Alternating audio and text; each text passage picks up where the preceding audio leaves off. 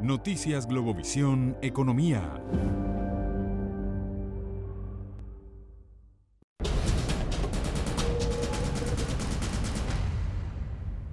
Continuamos en Noticias Globovisión Economía. Estamos conversando con José Ignacio Guarino. Él es profesor universitario y analista financiero.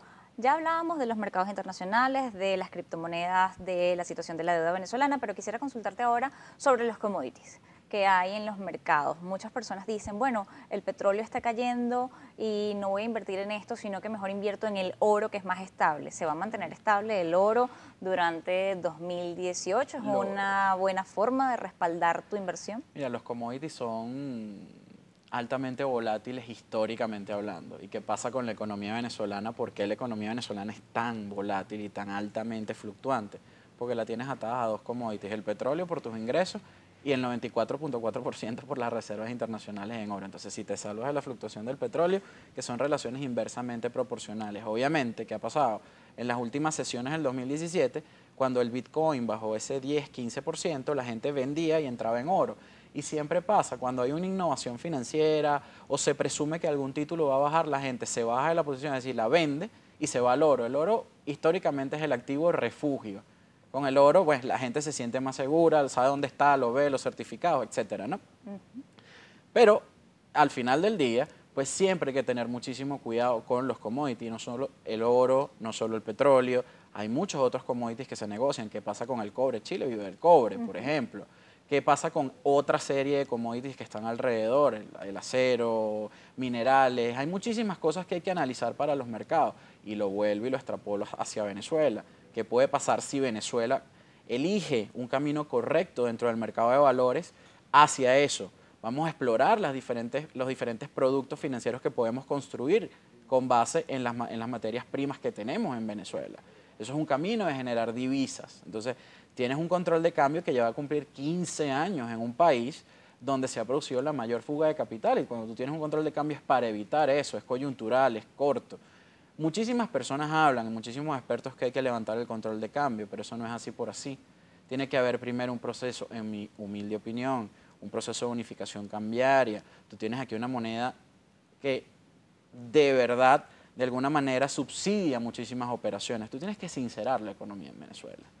Primero, sincerando la economía en Venezuela, das un mensaje al exterior. ¿Y por qué hablo de esto del mensaje al exterior? Porque nosotros tenemos inversionistas, tenemos tenedores de bonos, tenemos tenedores de deuda. Entonces, si nosotros queremos crear confianza, crear credibilidad, debemos crear las condiciones para esto. Seguramente puede y está pendiente una ley de inversiones extranjeras que es muy importante para Venezuela, captar capital extranjero, que vengan inversiones extranjeras, porque de la mano del Estado únicamente la economía venezolana no arrancará, tiene que participar el privado y en igualdad de condiciones, en igualdad de proporciones, siempre regulado, siempre verificando que el privado cumpla con lo que tiene que hacer, pero dejándole sus espacios.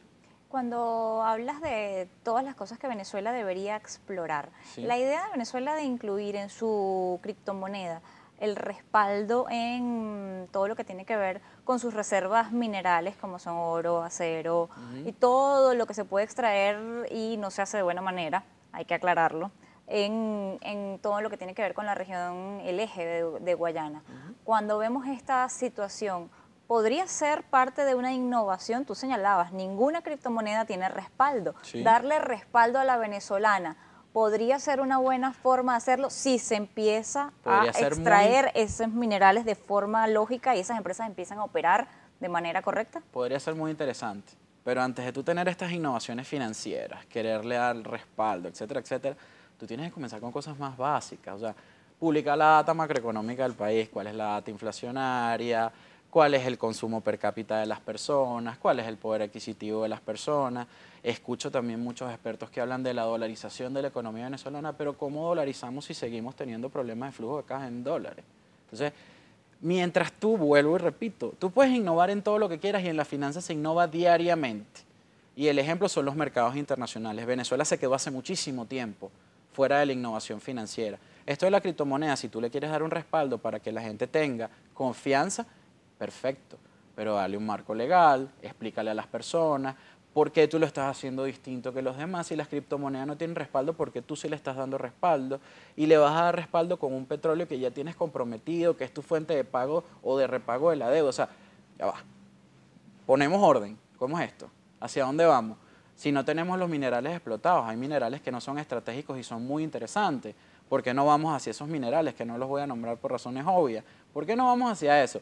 El tema es una política de Estado, políticas ordenadas, planificación, que no tiene que ver con un modelo político o con un discurso político. Se pueden separar los dos.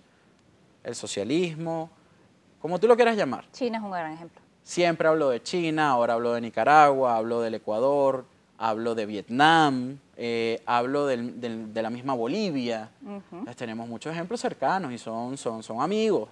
Son aliados. Son aliados, exactamente. Pero entonces solo vemos lo político y no vemos lo económico. Ya es el momento que en Venezuela, y lo venimos diciendo desde hace más o menos 3 o 4 años, es el momento de la economía. Hace 3 o 4 años era quizás un poco más sencillo, pero el 2018 tiene que ser el año de la economía. Haya elecciones presidenciales o no, tenga un costo político alto o no para el candidato presidencial a la reelección, que seguramente será el presidente Maduro, el candidato a la reelección, pero hay que tomar medidas económicas, más allá de lo coyuntural, estructurales. Y más allá de lo político. Exactamente. Te agradezco habernos acompañado en la tarde de hoy. A ti. Noticias Globovisión Economía. José Ignacio Guarino estaba con nosotros. Hablábamos de los mercados y de cómo se van a mover en el año 2000.